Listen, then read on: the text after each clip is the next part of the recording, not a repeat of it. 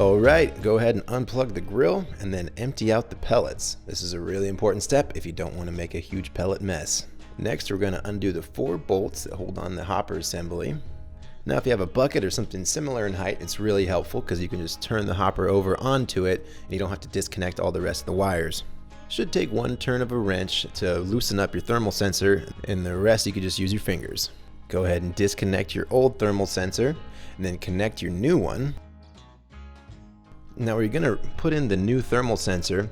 Be sure that there's 2 thermal washers on each side of the metal.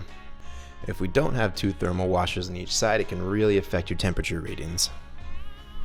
Put the bolt back on and give it 1 turn of the wrench to tighten it up. No need to over tighten here.